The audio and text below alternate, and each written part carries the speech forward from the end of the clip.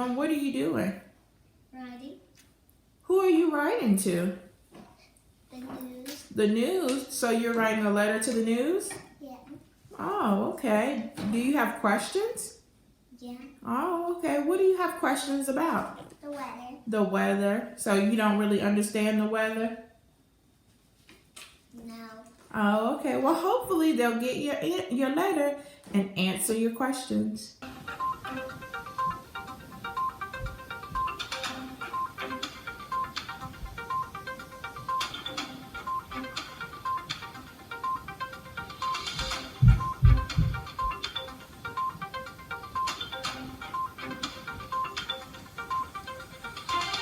My name is Monique, and I'm your host for today's episode of Ask a Meteorologist. This show takes and answers your questions about weather and meteorology. We will be answering questions from HCPS students who wrote into our show. I'm so excited to have them join us on today's episode. Where's the meteorologist? B35, a lot of cloud cover morning and midday, and partly sunny or mostly sunny skies later on. So we'll call it mostly cloudy today. Again, could be a shower out there this morning, mainly north and west. First alert weather day, hot tomorrow, mid-90s. The overnight lows are going to be in the 60s or low 70s. That's a summer-like pattern as we roll into the upcoming weekend. Thursday, Friday, Saturday, all hot and all with the chance of a thunderstorm. Isolated or scattered stuff, not a ton. Thursday, Friday, Saturday, a dip in humidity as temperatures go back down to normal for Sunday this coming weekend, 83 with mostly sunny skies. I'm glad you asked that question. A meteorologist is a type of scientist that studies the atmosphere to predict and understand Earth's weather. They help us to prepare for each day's temperature by letting us know what type of day to expect, such as rain, snow, or sun. Hi, junior meteorologists. I'm excited to be here today and teach you about some weather tools that meteorologists use to help them predict the weather. So the first one you might be familiar with, it's a thermometer. This would measure air temperature. It's in Celsius and Fahrenheit. And right now, it's about 82 degrees outside, so it's kind of warm today. So the first tool is a thermometer to measure air temperature. The next one you might be familiar with is a rain gauge. This one gets stuck in the ground. When it rains, you can see how much rain has occurred. This helps to know about how much rain is in the ground and when creeks and streams and rivers are going to overflow. So this was measured in inches. Okay, so second tool, rain gauge. Next one, any guesses? Twirls around. This is actually probably a new tool for you. It's called an anemometer. It picks up the wind, and there's no wind today, so I'm having to twirl it myself.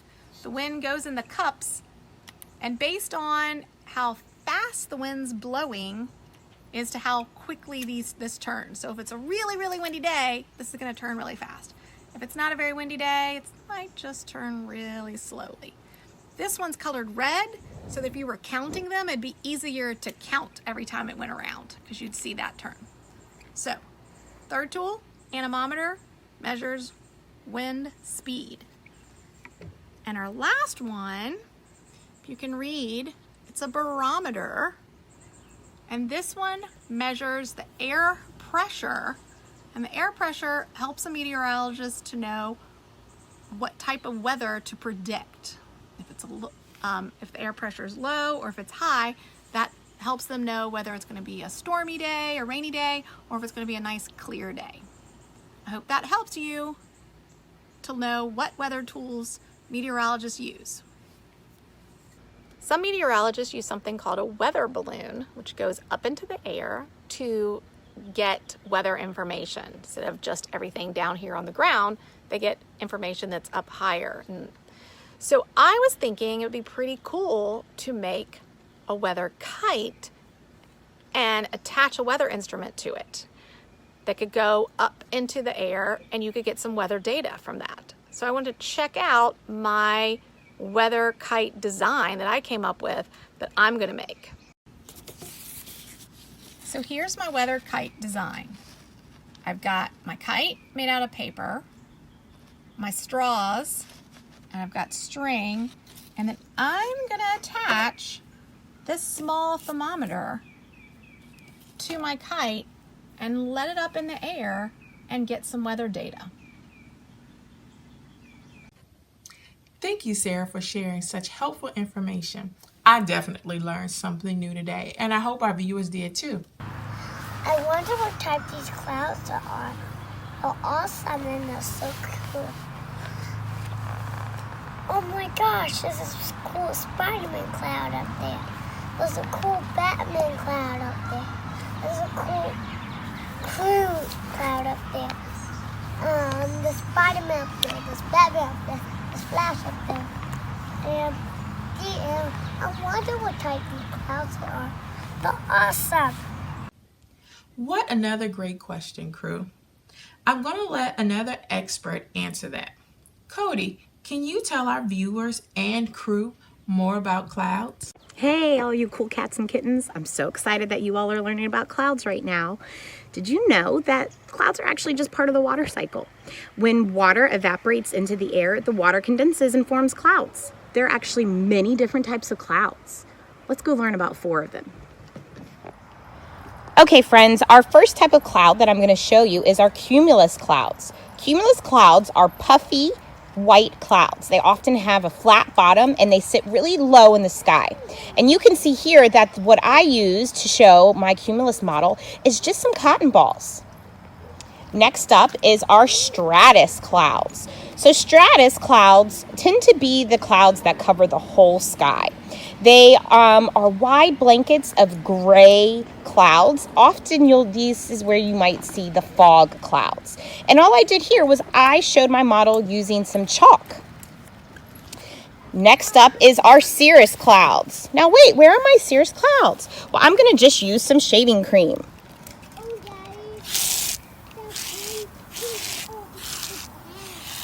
So I'm using shaving cream to show that cirrus clouds are our white feathery clouds, and they are the highest clouds up in the sky. Last but not least is our cumulonimbus clouds. This is our biggest named cloud, and I used mulch to show this. You know why? Because cumulonimbus are our thunderstorm clouds. They look like mountains of very tall cumulus clouds. And I wanted to show using mulch because mulch is dark, and cumulonimbus clouds tend to be really dark thunderstorm clouds. So those are our 4 types of clouds. And you can see I use different types of material. What kind of material can you use to show your 4 different types of clouds? That's my challenge for you. Can you tell me more about storms? They scare me.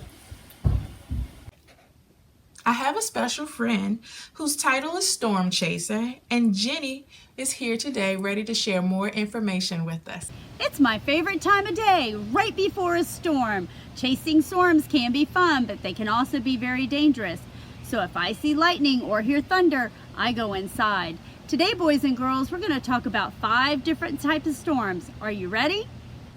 The first type of storm are thunderstorms. A thunderstorm is a storm that has thunder and lightning. It can also contain strong winds, rain, and hail. The second type of storm is a tornado.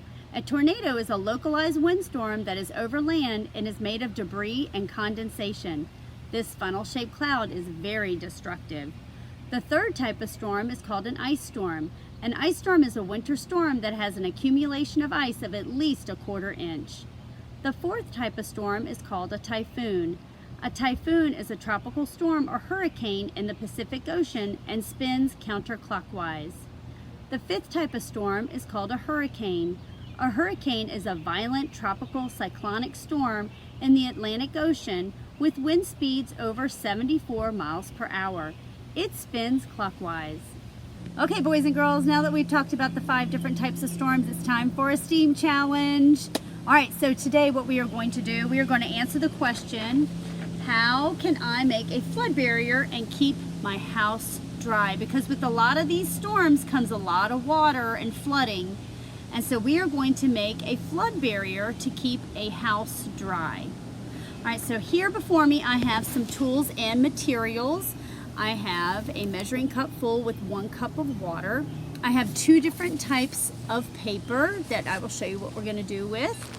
I've chosen my material of cotton balls, but really you just need any type of material that's going to keep your house dry. You could use paper towels that you're going to cut up. You could use old washcloths. You could use anything that's going to keep your house dry. I have some tape. I have a pencil. I have my phone that I'm going to use for a stopwatch.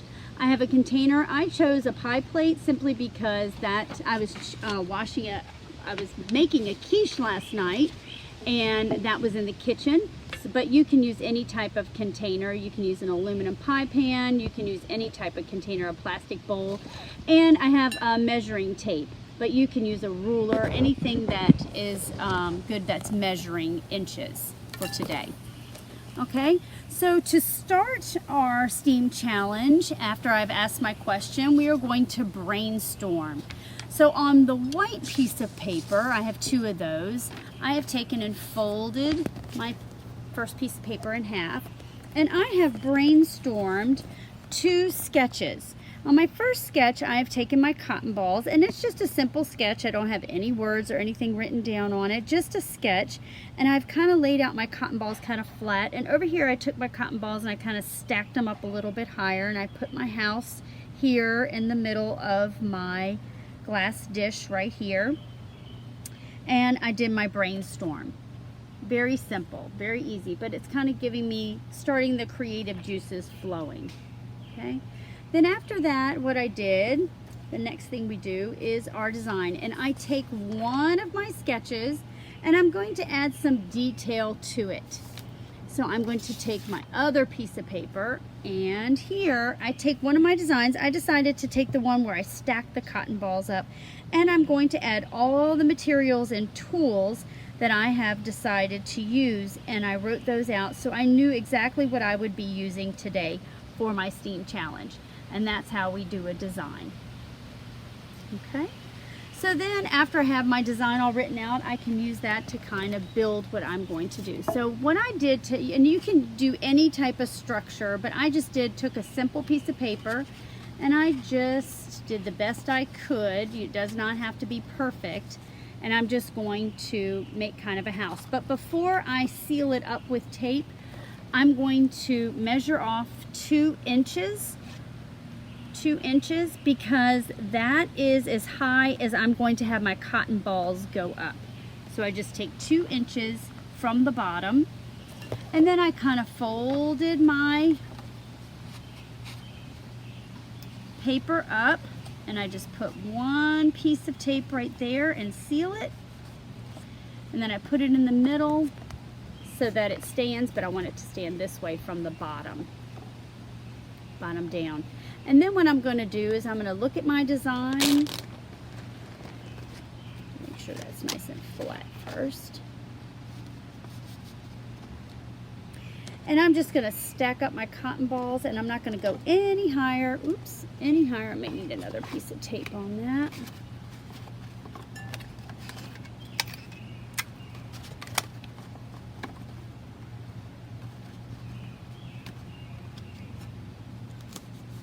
There we go. And I'm just going to put my goodness. So what I'm going to do is I'm going to tape the insides a little bit more too. And you may need to do this with yours too to make it a little more sturdy and secure. There we go. Okay, so then I'm going to stack up my cotton balls because I decided that I'm going to stack them up. But I'm not going to go any taller than my 2 inches. So I'm just going to go around and stack up according to my design. Stack up, but you're not going to have your materials touch your house. So I am making a flood barrier to keep back that water from a hurricane or a typhoon or possibly a bad thunderstorm.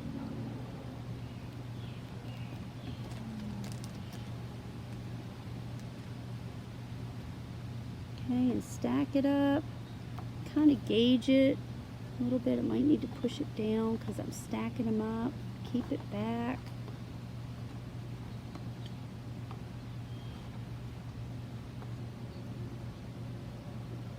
Okay. All right, and then after we do that portion of it, you're going to test it.